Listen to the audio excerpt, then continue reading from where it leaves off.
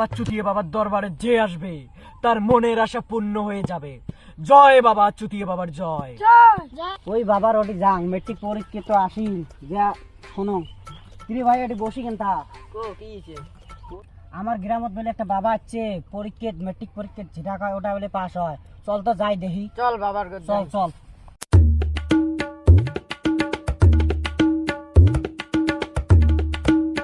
বাবা আসছি। বাবারা বসো।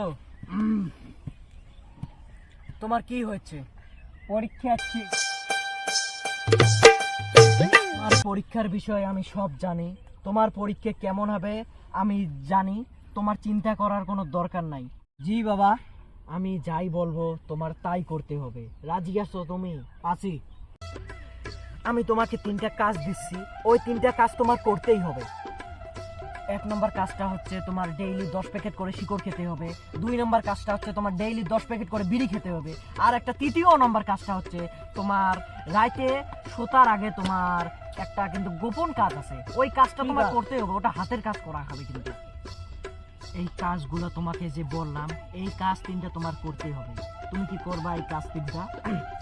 এই কাজগুলো করলে কি ফলাফল ভালো হবে? একদম পারফেক্ট। ফলাফল ভাল কেনা না হয়। তাহলে বাবা